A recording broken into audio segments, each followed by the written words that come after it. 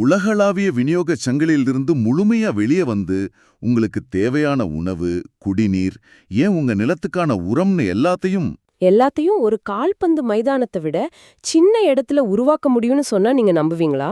அதுவும் வெளியிலிருந்து எந்த ஒரு ரசாயனத்தையோ ஒரு சொட்டு தண்ணிய கூட விலைக்கு வாங்காம. இத கேட்கும்போது ஏதோ கற்பனை கதை மாதிரி உங்களுக்கு தோணலாம். ஆனா இன்னைக்கு இந்த ஆழமான அலசல்ல நாம பார்க்க போறது கற்பனை கிடையாது.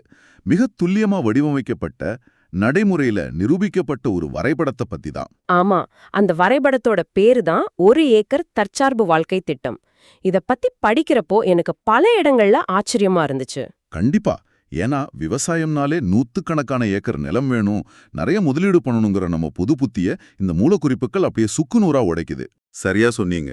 குறைந்த நிலம்னு கவலைப்படாம அதை எப்படி ஒரு பிரம்மாண்டமான சூழலில் அமைப்பா மாத்துறதுன்னு இதுல அறிவியல் பூர்வமா விளக்கியிருக்காங்க. இன்னைக்கு நம்ம நோக்கம் என்னன்னா, சந்தைய சார்ந்திருக்காம 1 ஏக்கர் நிலத்துல நமக்கான உணவு, நீர், நிலத்தோட வளத்தை நாமே எப்படி உருவாக்குறதுன்னு உங்களுக்கு ஒரு சுவாரஸ்யமான வழிகாட்டுதல கொடுக்கறது தான். நீங்க விவசாயியா மாற நினைச்சாலும் சரி, இல்ல இயற்கையோட இணைந்து வாழணும்னு ஆர்வம் இருந்தாலும் சரி, இந்த அலசல் உங்களுக்கு பல புது விஷயங்களை கத்துக் கொடுக்கும். சரி, எந்த ஒரு திட்டத்தை தொடங்குறதுக்கு முன்னாடியும் நமக்கு ஒரு தெளிவான வரைபடம் தேவை இல்லையா? அதனால முதல்ல நிலத்தை எப்படி புத்திசாலித்தனமா பிரிக்கிறதுன்னு பாப்போம். அதாவது ஜோனிங் த லேண்ட். இந்த குறிப்புகள்ல 1 ஏக்கர் நிலத்தை 6 பகுதியா பிரிக்கிறாங்க. இத படிக்கும்போது எனக்கு ஒரு நகரத்தை வடிவமைக்கிற அர்பன் பிளானிங் மாதிரி தான் தோணுச்சு. எக்ஸாக்ட்லி. ஒவ்வொரு பகுதிக்கும் ஒரு தனி நோக்கம் இருக்கு. அந்த 6 பகுதிகள் என்னன்னு சொல்லுங்களேன். சொல்றேன். மொத்தமுள்ள 1 ஏக்கர்ல 10% வீடு மற்றும் வீட்டு தோட்டத்துக்கு, அடுத்த 20% அன்றாட பயன்பாட்டுக்கான காய்கறிகளுக்கு, அடுத்து நீண்ட கால பலன் தரக்கூடிய பழமரங்களுக்கு ஒரு 30%. ஆமா, அப்புறம் தானியங்கள், பருப்பு வகைகளுக்கு ஒரு 20%. மீதமுள்ள 20%த்தை சரிபாதியா பிரிச்சு 10% கால்நடைகளுக்கும் கடைசி 10% நீர் சேமிப்பு மற்றும் குளத்துக்கும் ஒதுக்குறாங்க. இதுல நாம ஆச்சரியப்பட வேண்டிய விஷயம் என்னன்னா, இந்த சதவீதங்கள் மட்டும் இல்ல, இது நிலத்துல எந்த இடத்துல எந்த வரிசையில அமைக்கிறாங்க அப்படிங்கறது தான். அதுதான் எனக்கு ரொம்ப இன்ட்ரெஸ்டிங்கா பட்டுச்சு. வீட்டை முதல்ல வச்சுட்டு அப்புறம் வீட்டு தோட்டம், காய்கறி, பழமரங்கள், பயிர்கள்னு வரிசையா கொண்டு போய் கடைசியா கால்நடைகள், குளம்னு ஒரு நேர்கோட்டுல வடிவமைக்கிறாங்க. இது ஏன்னு நீங்க யோசிச்சிங்களா? எனக்கு என்ன தோணுச்சுன்னா, எங்க வேணாலும் எதை வேணாலும் வைக்கலாமேன்னு தோணுச்சு. ஆனா இதுக்கு பின்னாடி ஒரு பெரிய லாஜிக் இருக்கு இல்லையா? ஆமா, மிகப்பெரிய லாஜிக் இருக்கு. உங்க நாளோட தொடக்கத்துல சமையலுக்கு கொஞ்சம் கருவேப்பிலையோ இல்ல 2 தக்காளியோ தேவைப்படுதுன்னு வைங்க.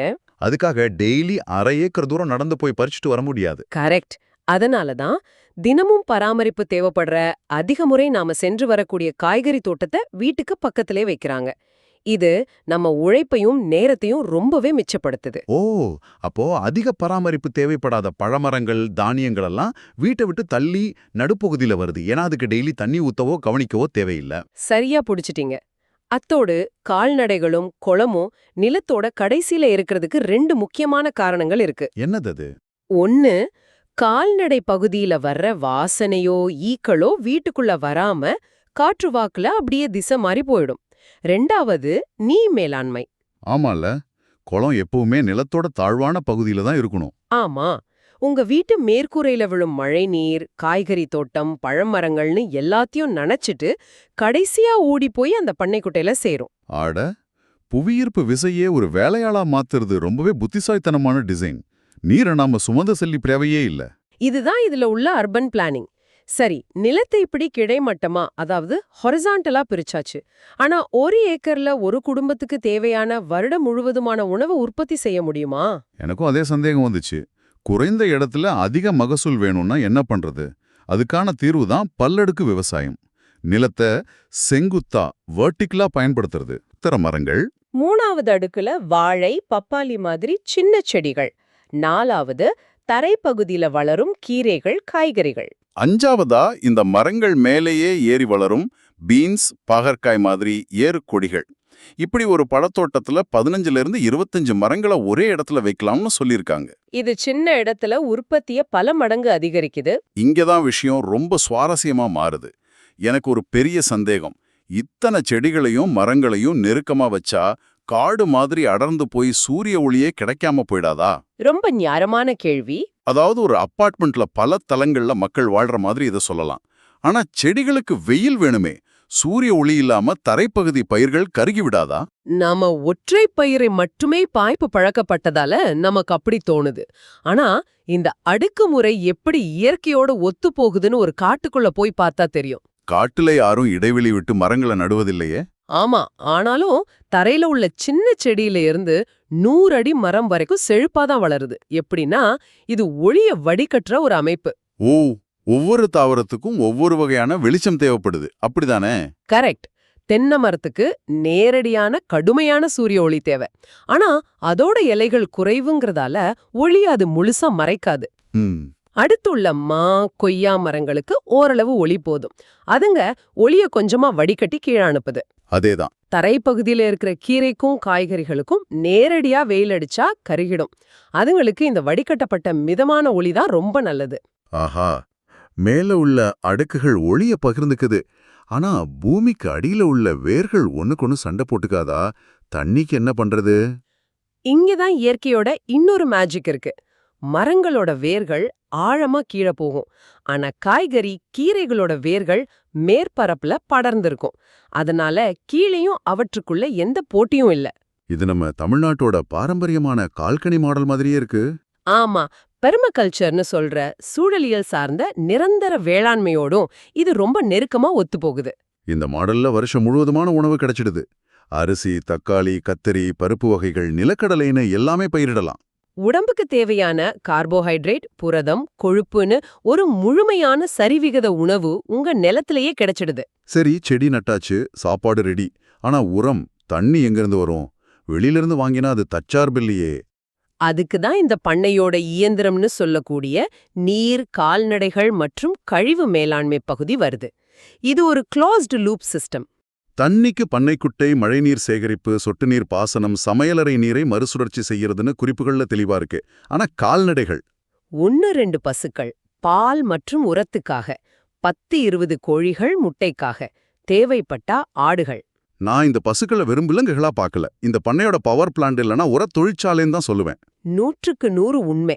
இத ஒரு பெரிய கண்ணோட்டத்துல பார்த்தோம்னா வெளி மார்க்கெட்டை நாம கொஞ்சம் கூட நம்பி இருக்க தேவையில்ல. பசுமாடு நம்ம நிலத்துல உள்ள புல்ல சாப்பிட்டு அதை நமக்கு ஈஸியா கிடைக்கக்கூடிய உரமா, அதாவது சாணமா மாத்தி கொடுக்குது. இது ஜீரோ வேஸ்ட் மாடல். அந்த சாணம் கழிவு கிடையாது. அதுதான் இந்த பண்ணையோட உயிர்நாடி. அதே போல கோழிகளை நீங்க பெரிய அளவுல பராமரிக்க தேவையில்ல. அதுங்க செடிகள் கெடிகளை சுத்தி திரிஞ்சு பூச்சிகளை சாப்பிட்டுடும். இலவசமா நமக்கு பூச்சி கட்டுப்பாடு கிடைச்சிடுது. கூடவே அதுங்க போடுற எச்சம் அருமையான தழைசத்து உரமா மாறுது. இது போக மரங்கள்ல இருந்து உதிரும் இலைகளை அப்படியே மூடாக்கா, அதாவது மல்ச்சிங் பண்ணிடலாம். அப்படி செஞ்சா நிலத்தடி நீர் ஆவியாகாது, களைகளும் வளராது. விவசாயிக்கு வேலையே ரொம்ப குறைஞ்சிடும் போலியே. ஆமா, உங்க வேலை வெறும் அறுவடை செய்யறதும் கண்காணிப்பதும் மட்டும்தான். தேவைப்பட்டா சாணத்துல இருந்து பயோகேஸ் எடுத்து சமையலுக்கு பயன்படுத்தலாம். ஓ, சோலார் பேனல் வச்சா மின்சாரமும் ஃப்ரீ. உணவு, நீரு, உரம், மின்சாரம் எல்லாமே நிலத்திலிருந்தே கிடைக்குது. இதுதான் உண்மையான தற்சார்பு. ஆனா பிராக்டிக்கலா யோசிச்சா அன்றாட நவீன வாழ்க்கைக்கு பணம் தேவைப்படுமே. பசங்க ஸ்கூல் ஃபீஸு, மெடிக்கல் செலவுக்கு என்ன பண்றது? அதுக்கும் குறிப்புகள்ல வழி இருக்கு. பொருளாதாரம் மற்றும் காலக்கெடுப்பு பகுதியில இத பத்தி பேசியிருக்கிறாங்க. அதாவது குடும்ப தேவைக்கு போக மீதமுள்ள காய்கறி, பால், பழங்களை வித்து வருமானம் ஈட்டலாம். ஆனா இதுல ஒரு முக்கிய கொள்கை இருக்கு. ஆமா, அன்றாட உணவிற்காக சந்தையை சார்ந்திருக்க வேண்டாம் அப்படிங்கிறது தான் அந்த கொள்கை. அதாவது சாப்பாட்டுக்கு நீங்க வெளியில கையேந்து கூடாது. ஆனா உங்களுக்கு வர்ற உபரி வருமானத்தை மத்த செலவுகளுக்கு வச்சுக்கலாம். எக்ஸாக்ட்லி. உங்களுக்கு தேவையான முழுமையான ஊட்டச்சத்தும் உங்க நிலத்திலேயே கிடைக்குது. அப்போ உங்க பொருளாதார தகுதி தானா உயர்ந்துடுது. சரி, இதெல்லாம் கேட்க ரொம்ப நல்லா இருக்கு. ஆனா இதெல்லாம் எப்போ செஞ்சு முடிக்கிறது? குறிப்புகள்ல 1 வருஷத்துல முழுமையான தற்சார்பு அமைப்பை உருவாக்கலான்னு போட்டிருக்கு. இது எப்படி சாத்தியம்? இந்த கேள்வி பல பேருக்கு வரும். ஒரே வருஷத்துல எப்படி ஒரு தரிசு நிலத்தை சோலையா மாத்த முடியும்னு. இது ஒரு முக்கியமான கேள்வியை எழுப்புது. அப்போ இதோட அர்த்தம் என்ன? எடுத்த உடனே எல்லாத்தையும் பண்ணணுமா? இல்லவே இல்ல. எடுத்த உடனே 1 ஏக்கர் முழுசும் உழுது மாடு வாங்கி குளம் வெட்டக்கூடாது. குறிப்புகள்ல என்ன சொல்றாங்கன்னா, சிறியதாக தொடங்குங்கள். ஓ, ஸ்டார்ட் ஸ்மால். முதல் 3 மாசத்துல காய்கறிகள் போட சொல்றாங்க. அது ஏன்? ஏன்னா தக்காளி, வெண்டை மாதிரி காய்கறிகள் 45 நாள்ல மகசூல் தர ஆரம்பிச்சிடும். நம்ம நிலத்துல இருந்து நமக்கு உணவு கிடைக்குதுங்கிற ஒரு சைக்கலாஜிக்கல் வெற்றி அது. ஆமா, நம்மளால முடியுங்கிற ஒரு உந்துதல் கிடைக்கும். அப்புறம் 6 மாசத்துல மரங்களை நடலாம். மரங்கள் வளர லேட் ஆகும். அது வளரும்போது நீங்க காய்கறிகளை பராமரிச்சுட்டே இருக்கலாம். அப்படியே கொஞ்சம் கொஞ்சமா கோழி, மாடு, பண்ணைக்குட்டைன்னு விரிவாக்கினா ஒரு வருஷத்துல ஒரு கம்ப்ளீட் எக்கோசிஸ்டம் உருவாகிரும். லாஜிக் ரொம்ப சரியா இருக்கு. எடுத்த உடனே மலைக்காம ஒரு செடியை விதையிலிருந்து வளர்க்கிற மாதிரி படிப்படியா செஞ்சா இது ரொம்ப ஈஸியா சாத்தியமாகும். ரொம்ப அருமையான அலசல் இது. வெறும் 1 ஏக்கர் நிலம் எப்படி உணவு, ஆற்றல், வருமானம் தரும் ஒரு முழுமையான தற்சார்பு சூழலியலா மாறுதுன்னு நீங்க ரொம்ப தெளிவா புரிஞ்சிருப்பீங்கன்னு நம்புறேன். கண்டிப்பா.